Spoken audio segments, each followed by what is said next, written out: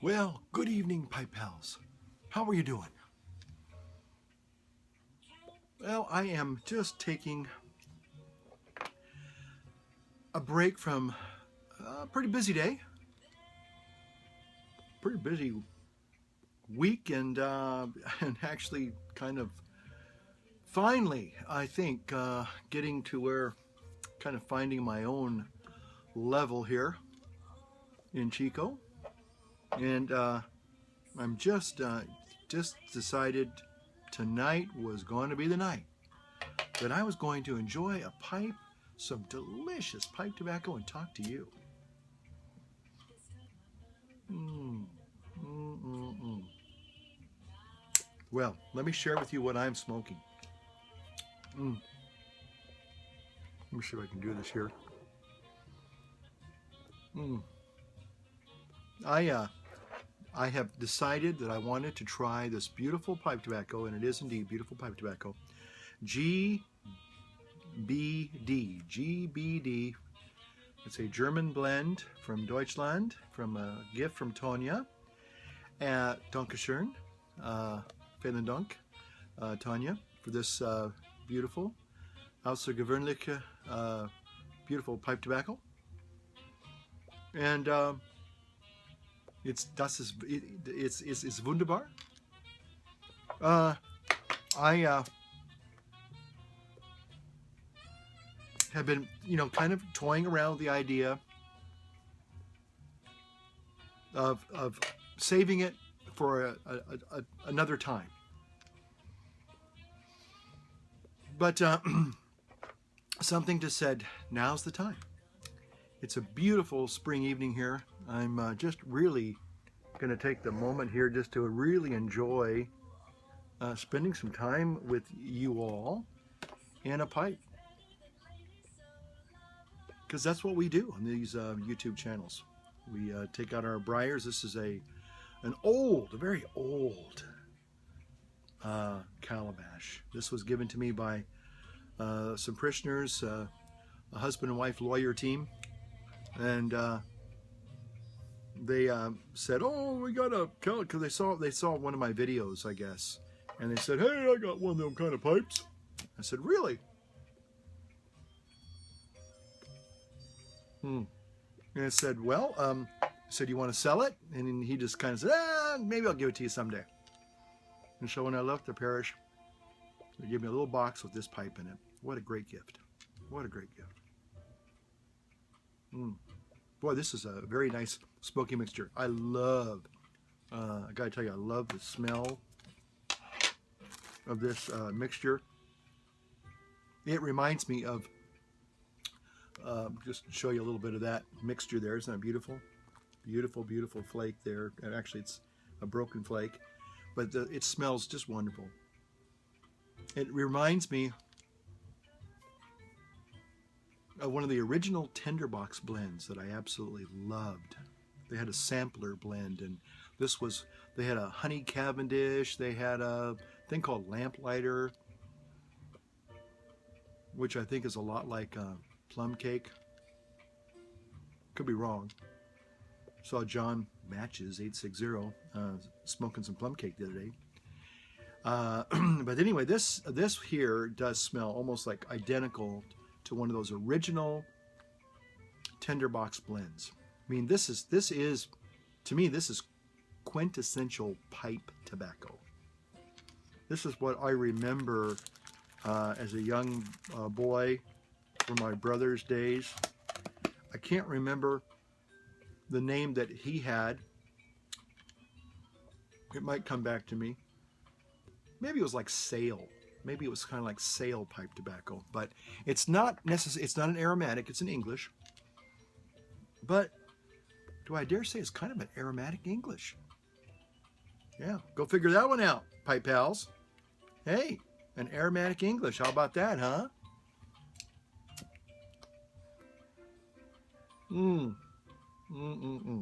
Well, I have just been busy the last several months being in my new environs and getting to know a lot of new people, kind of, making all those little adjustments that one needs to do when you kind of start off on a new adventure. I'm very blessed, to say the least. So far, things are going pretty well. But anyway, that being said, I just thought, tonight, kind of one of these beautiful spring evenings, we got some clouds going on in the sky there. Who knows, we could even have a thunderstorm, sometime in the wee hours of the morning. It's not totally forecast, but it's certainly within the realm of possibility, shall we say. This has a semi-sweet taste with a little bit of a spice to it. Very satisfying. Very nice, good tobacco. Some pipe tobaccos, they're flavored, or their characteristics are such that you're kind of smoking a true blend, whether it is an aromatic, or it's an English, or it's a Oriental, and sometimes it's sort of like it's sort of like this. You can have flavored waters, you can have soda pop, you can have adult beverages, but when you have just good old-fashioned water, refreshing water, wow, you can really say, that's what I really want. And it's delicious. And in some ways, this pipe tobacco is just tobacco. And I mean, I know that sounds a little, kind of maybe a little ludicrous, because, well, they're all tobaccos. But again, when you have them blended and cased and seasoned and spiced and, mixed up with other things to make them, interesting and flavorful, sometimes just that basic tobacco flavor kind of gets kind of overshadowed and even lost. So you would just say this is a pure, unadulterated tobacco, and you can really enjoy it just for the fact that it's just a nice blend. It's just a tobacco blend. My ability to read German is not very good, so I won't try and read this, and then also try to make sense out of it, because I'd only get a few words here and there, and unfortunately that doesn't lend for a very accurate translation of what it is. So I'll have to kind of go on the internet and use Google Translator maybe, and just kind of figure it out that way. But it's a very satisfying and enjoyable and relaxing pipe smoke. Good old pipe smoke. Nothing better. In this seasoned, this veteran, this ancient calabash. It has a nice, excuse me, too much broccoli. It's mild. In other words, it doesn't seem to be any real tongue bite. It's not harsh, it's not hot. But it just has a really satisfying tobacco, deep down to the bone tobacco flavor. So, anyway, well, I'm going to just talk about a couple of things tonight. And I want to preface what I'm about to say by saying I sure hope that this doesn't come across as being a controversial video, because it's not meant to be. But I am going to probably talk about a couple of at least one controversial thing. And to be honest, and I guess I have to say, I'm not totally unaware that when you start talking about diet and exercise, some people kind of go, okay, we've heard this before, we're tired of this topic, go on to something else. And that's fine too. So, little disclaimer, I'm going to be talking a little bit about, the whole diet thing, but from a little bit different perspective tonight. So if you kind of feel like, yeah, I got your view on that, I'm going to go watch somebody else. Hey, we'll see you next time. But the reason why I'm going to talk about it again tonight is actually it has a little bit to do with pipe smoking. At least I think so. One of the things that I'm discovering as I'm seeking to lose the 20 pounds that I gained since I've been here, and I am happy to say that the scale is finally going down again. It's not going down as rapidly as I would like it to, but again, I have to be patient. It's, it took me 2.5 months to put on that additional weight, and I have to be patient with myself, and I have to do the work. I just have to do the work, and that means, good diet, straight diet, and my exercise, and all that's back now, and that's now a daily routine. I'm really happy to say that, I've had occasions where I could have strayed from the true path, and yesterday was a really good case example. They had an absolutely gorgeous looking cheesecake in the lounge in the office, and we have lots of little prayer groups, and they meet, and they love to treat each other and share their goodies, and oh, Father, try this. Father, oh, you got to try this, and thank you, but no thank you. But that did look pretty. Well, I wanted to say it looked good, but it really wasn't tempting. I mean, I'm not going to lie. It looked delicious, absolutely. But I didn't really feel like I want that. It was like, that would be good, but it's just not worth it. I said that the easiest calories to lose are the ones you don't ingest it to begin with, and I really believe that's a truism. So anyway, I've been, and I was trying this military diet, and the military diet is a gimmick diet. I'm going to be right up front and say that.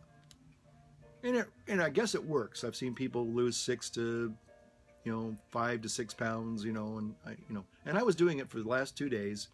And this afternoon, I just got to a point where I said, I got to eat the regular food that I've been eating, because it is a calorie restricted diet. You have like a minuscule piece of protein and maybe just a little bit of carbs and a little bit of fruit or vegetables, and that's it. And although I wish I could eat like that, I don't know if people really can eat like that. Maybe real monks can, I don't know. But I can't eat like that. And after 2 days, tonight I just got home and I just said, hey, I needed my salad.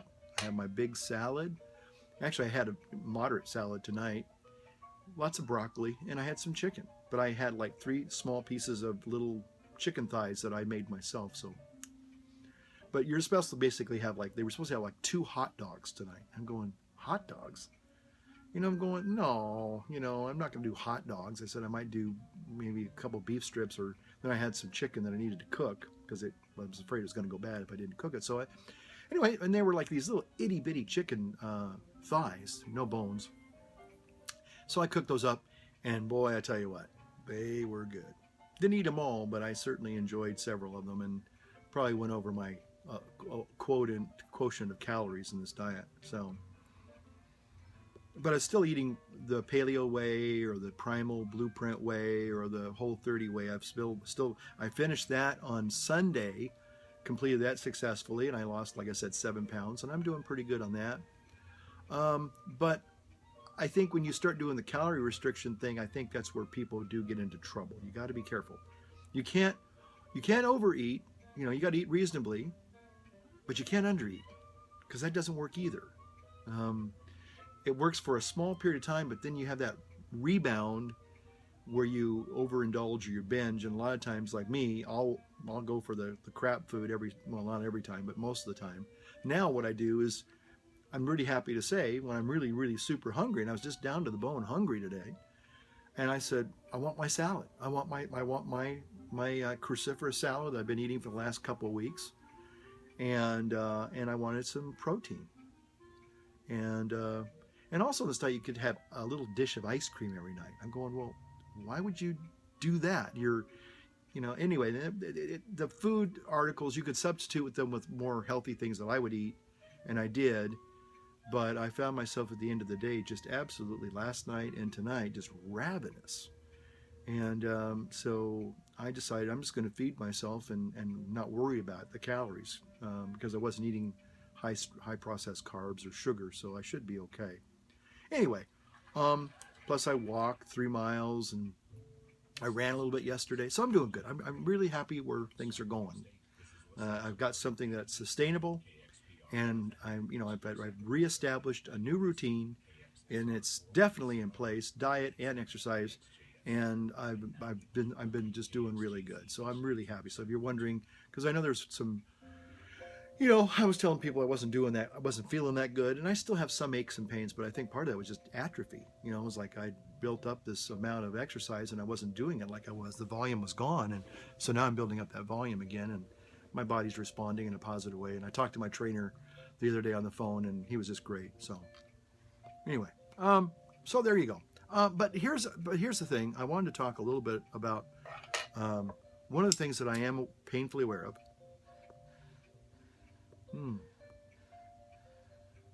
Boy, it even smells. I'm still getting a little bit of that room note, or the announcement, as I like to call it. That you, every now and then, most of the time when you're smoking a pipe, you don't get that secondary enjoyment of smelling the aroma of the pipe. But I just did a minute ago because I was talking too much.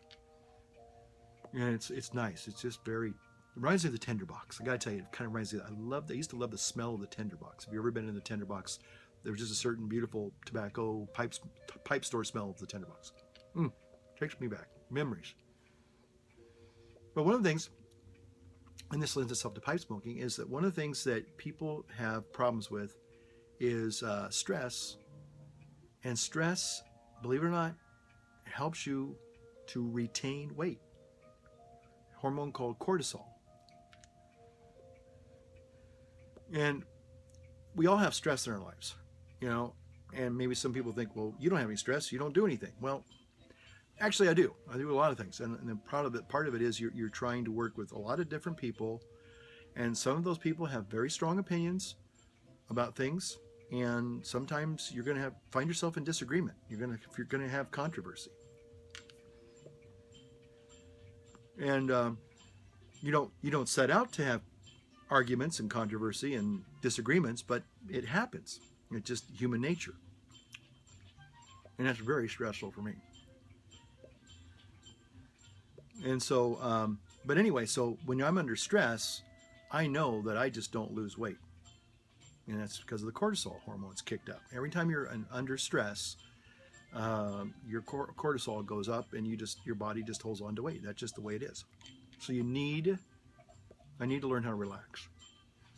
So that's what I'm doing. Some people who come to this channel and they talk about, well, you talk about health and fitness and you smoke a pipe. What are you, an idiot? Okay, well, that's your opinion. It's just like people who are into health and fitness. They're maybe hardcore CrossFitters, or they're into the paleo diet or the primal blueprint diet or whatever. Even vegans, supposedly eating, a healthy diet and everything.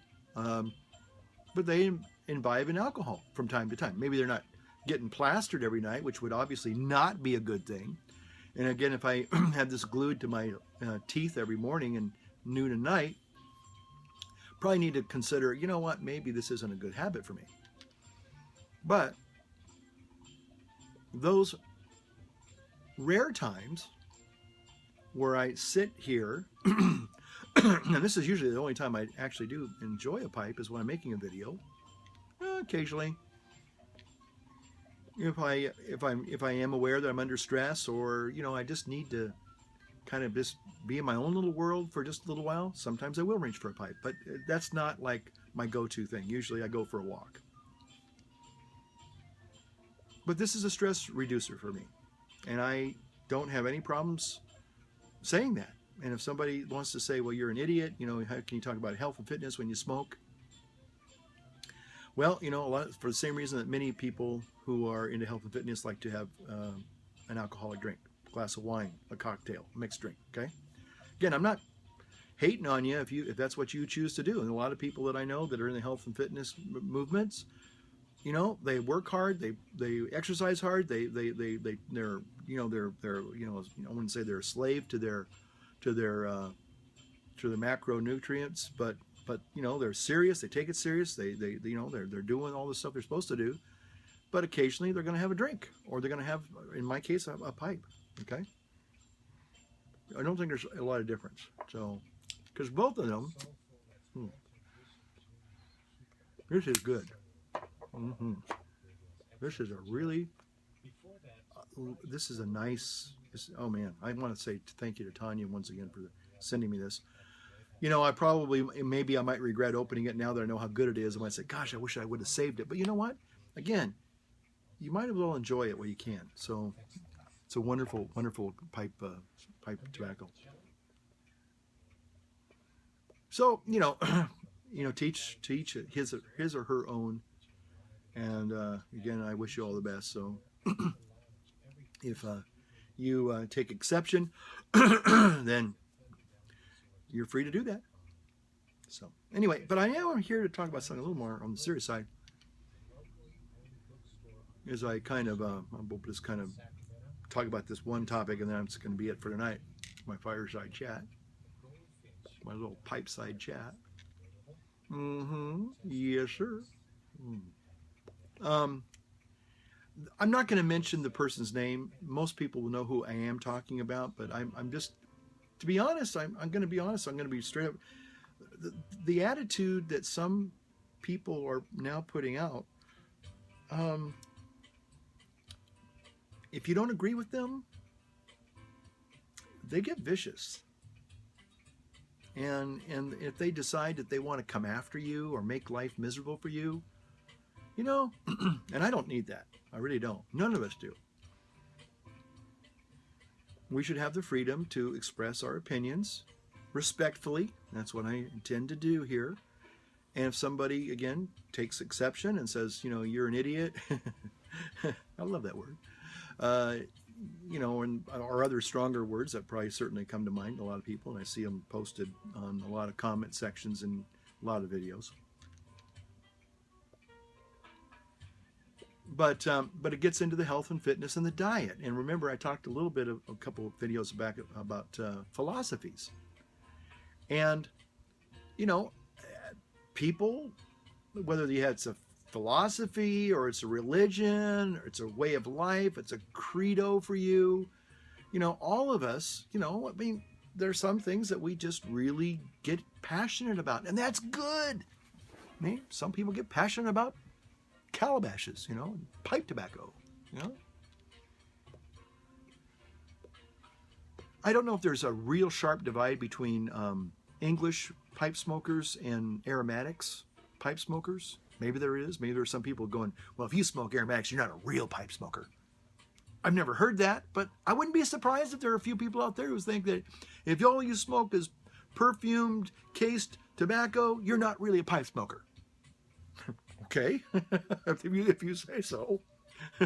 I mean, I'm sure there, you know, in any field of endeavor, any field, any philosophical construct, I'm sure there's dogmatic people on.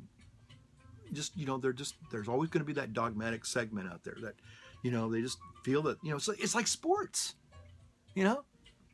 And you know, I mean, hey, you know, seriously, there have been people who have tried to kill other people because they were on the opposing team. I mean, we've had just a couple incidences in California a couple of years ago where one guy literally was beaten up, and I don't know if he died as a result, but he was like in the hospital for months, maybe even a year.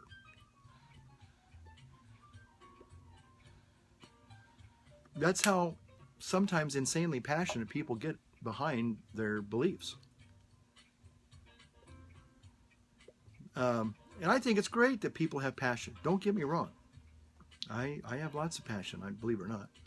And I do have strong opinions. I think some of you know that. I'm not here to, you know, force my beliefs down people, but I'm not going to back away and say, well, you know, I don't want to I mean, if somebody asks me a question up front, I'll say, well, this is what I believe, you know. I believe you can have differing opinions and still be civil and even friends. That's been my life experience with real friends of mine. And we can be actually at odds, like polar opposites, and still be the best of friends, you know, or close friends. It's not an impossibility. But what I saw the other day was a video by, I have to say, a YouTube presenter that I actually enjoy. I like them. Of course, that doesn't matter to them probably, but I do like them. I've subscribed to them. I still am subscribing to them, even though the comment that they made was, I feel, really beyond the pale. It was over the top, and it was unnecessary, and it was alarming. And maybe some of you heard about it. It's been going around the whole YouTube community, at least if you're in the health and fitness and the, you know, diet, you know, related videos, the health and that kind of stuff, you know, and exercise and stuff. Anyway, it's a very, and I say the word attractive, for lots of reasons, young woman who is a vegan. I discovered her channel about 4 years ago. And in the beginning, I always liked her message. I didn't always agree, but at the same time, I'm kind of thinking, you know, hey, she's on to something, you know. And I don't know if I actually ever tried her diet. It's kind of like, I guess, the introductory diet. It's a fruit-based diet. And some people have tried it with some great success, and others have tried it, to be honest, and they put up videos saying, didn't work for me. You know, some of these gals will get on there and they'll say, hey, I gained a whole bunch of weight. What's going on? And instead of trying to help them, and maybe in the beginning, I remember they were trying to be very helpful and kind of understanding, but after a while, they lost their patience, and they just kind of got really kind of, you know, kind of disagreeable and kind of rude. And now again, sometimes people leave comments and they can be very aggressive. They can be very rude and vulgar, and, you know, and again, I understand if somebody gets a little curt and gets a little impatient and kind of says, hey, you know what, maybe I need to block you. Maybe you need to go away. You know, I don't need this kind of abuse. And I don't think any of us should have to endure abuse. And again, if somebody, and I've had maybe one, maybe two people who have been truly abusive and said some really ugly things to me. And even though they weren't true, I had to just say, you know what? I don't need that kind of stuff on my channel. So I did delete it. I know some people think, oh, that's censorship, that's bad. Again, people can get mad about that too and have opinions about that. But I don't come here to be abused. You come here to be abused. And again, you know, and again, I'm not here to really, you know, be an evangelist per se of anything, whether it's faith or fitness or health. I'm going to share with you my experiences, and you can take it or toss it. It's up to, you know, you're under no obligation to, you know, listen to me or, you know, give me any credence. You know, if you say, oh, you don't know what you're talking about, you know, or I would never do that. That's stupid. You know, you're an idiot. I'm an idiot. Okay. Got that out of the way. Hey, I'm a pipe smoker. You know? Again, some people would probably tend to think that way. God bless them. But anyway, this young woman said, and this is where the controversy comes in, all meat eaters should die, or words to that effect. They felt that meat eaters should be forced into accepting a vegan lifestyle. And it has caused a real brouhaha in YouTube land, let me tell you. Can I say people got a little PO'd? And, you know, and again, it caused, you know, I mean, I've been watching video after video after video, people who support, some people who come and say, okay, I agree that the way we eat as vegans is the best way to go, but I'm not in her camp saying, you know, if you're a meat eater, you should die. And, you know, and that raises a question. Somebody said, well, you know, are Christians, essentially, are they called to be vegans? And I can answer that, no. And I just quote the one verse from Acts chapter 10, when Peter's conversion, and in the vision, Jesus says to him, he looks at this blanket full of animals, and a lot of animals that under the old covenant were considered unclean, and you shouldn't eat them. And the voice says, "Rise, Peter, kill and eat." And I believe that human beings are omnivores. Okay, we're not. Okay, again, Christians are free to practice a vegetarian and even a vegan lifestyle if that's what they feel called to. But the interesting point is we have to realize that that is not something that's mandated by Scripture or Christian tradition. Okay. Now, again, a person has the freedom to follow a vegan lifestyle if they want to. I know some monks up in Vina who, yeah, they practice a vegan lifestyle. They probably eat eggs. I think they eat eggs. I know they eat eggs, but they don't eat meat. I think they eat fish and eggs. So, and I guess they have, and they do have milk products too. So they're not vegans. They're vegetarians, I guess. Pescadorians, something like that, where they eat fish, lacto-ovo vegetarians.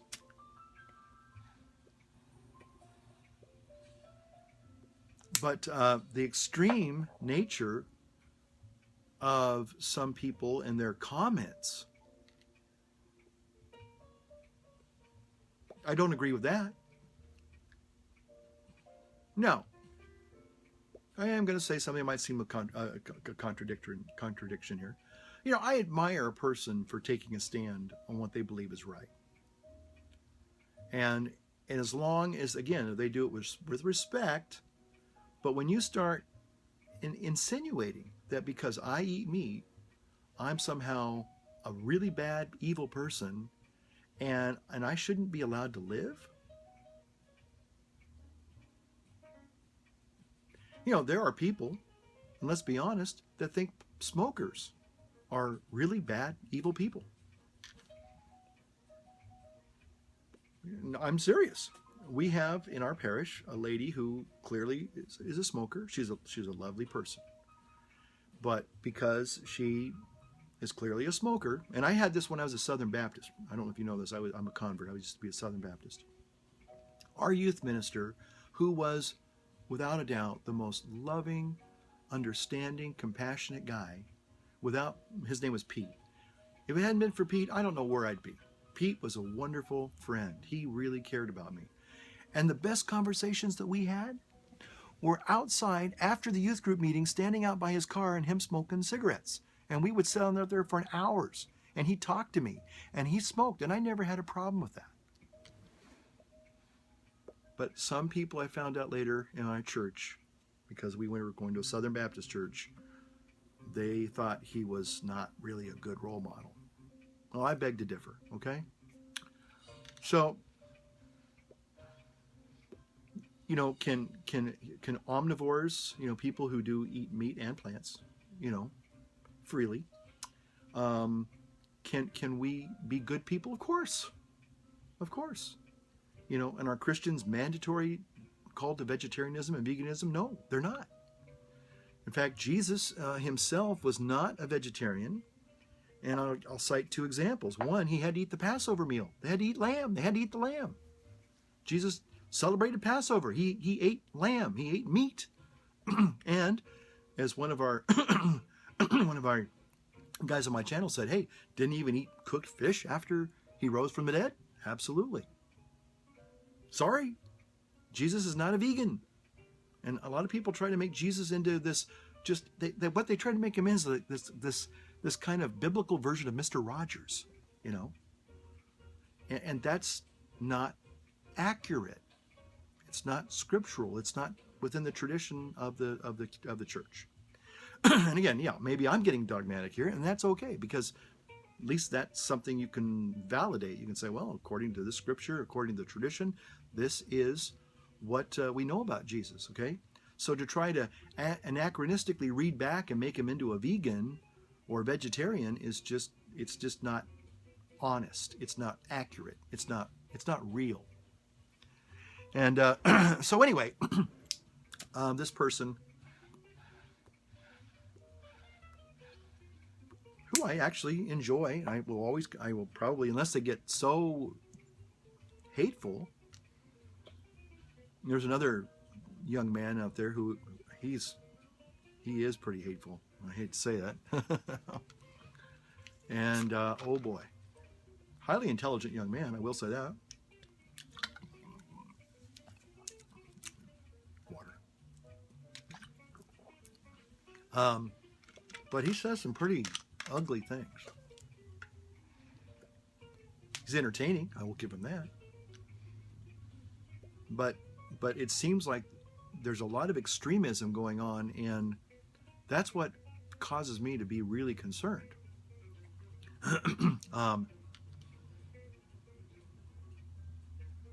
But it is the nature of us people when we embrace a certain philosophy or a way of life, and that can be reflected either in your health choices, your diet. You know, diet's always been a very, very powerful, kind of passionate thing. And I think that's a good thing. I do. And again, I respect and I enjoy people who adopt the vegan lifestyle. And I understand there's more to it than just the diet. It's about the preservation of animals and the sustainability of the planet and all that. And those are all important things. But I believe that, kind of like Mark Sisson and some other people in the paleo movement, that you can have sustainable agriculture, our animal husbandry. And it can be humane, it can be responsible, it can be sustainable, and that's a good thing. And I do believe, and I got to be honest with you, and this is just me talking as a person, as a human being. Do I love animals? Of course I do. You say, well, that's because you like cats and dogs, and we don't eat cats and dogs. Well, yeah, I have chickens. I love my chickens. They're the sweetest little things. I'm not going to go out there and eat them, but I'm going to eat their eggs, and I do, and I love them. They're delicious. They're nutritious. I don't have any moral qualms about eating eggs or even eating chickens or eating beef, or as long as it's, I think, again, humanely raised and slaughtered and processed for human consumption. We need to eat meat. We need protein. At least I know I do. And when I don't get protein, I just start to, I've actually done the Joe Cross 60-day juicing. I did that about 2 years ago. Actually, I've done it twice now. I love juicing. I think it's a good thing. Some people think juicing is ridiculous too. Okay. But I know that I was going through a period where I needed that. I needed to do some detoxing. And I lost a tremendous lot of weight, and that got me started. That kind of kick-started me down on my weight loss goal. It was a tool that I used. It was a stepping stone to other things. But I think it was a necessary thing. But I guess you would say, in some ways, okay, so I wouldn't say I was a vegan per se. But clearly I was vegetarian, no doubt about it. Because all I was doing was juicing. That was all vegetable juice. Tried to put a steak in that thing once, and it didn't work out too well. Yeah. Also, about 4 years ago, as I was learning more about the Orthodox and the Eastern Rite Catholics, their meat fair and cheese fair Sundays, when they would give up the dairy one weekend, and then the next weekend they get meat, and they had to do that for Great Lent. I did that one season. And that did clearly make me more of a vegetarian, because I was doing vegetarian type dishes and things. But I tell you what, when Pascha came, when Easter came, hallelujah, the Lord is risen. Truly, He's risen. But anyway, I just don't know how you guys feel about that. And in some ways, I'll be honest, I kind of like those kinds of controversial things. I like hearing different opinions. Again, my opinion is that I am an omnivore. I'm not an herbivore. I'm not a vegan. I'm not a vegetarian. I eat meat. I don't have a problem with that. And maybe some people feel, well, you're supposed to be a Christian, you're supposed to be a man of God, and that kind of stuff, and like you shouldn't do that, It's like, well, I don't know. If I saw somebody starving,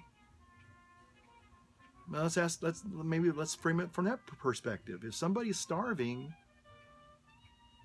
and all they had was to eat meat, I think they're going to eat meat. And the other thing I look at it is that, whether we like it or not, we do have an industry that, yes, prepares and butchers animals and sells them. So if people stopped eating that meat, or a majority of people, because you're not going to get everybody to become vegan. That's just never going to happen. I think somebody is buying into delusional thinking to think that they can force, or they should now force, meat eaters to become vegans, or else, or else you will die.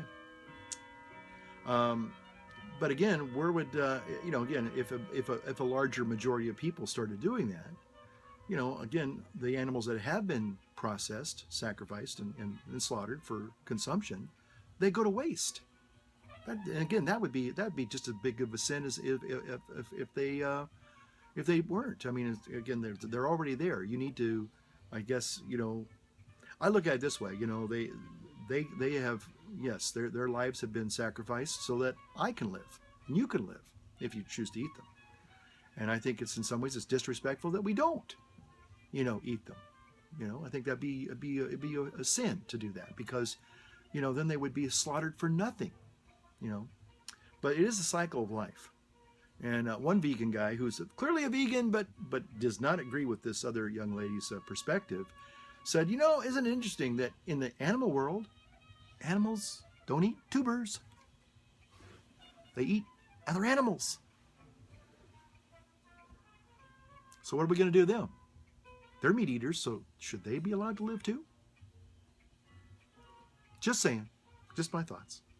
Anyway, leave a comment. Let me know what you think. Always a pleasure to get on here and share the love of the, well, I can't say briar, can I? Love of the calabash. Love of some excellent pipe tobacco. And just spending some time with my dear YouTube friends and family. So take care. Light up your world. Light up your pipe. Enjoy. That's what it's all about.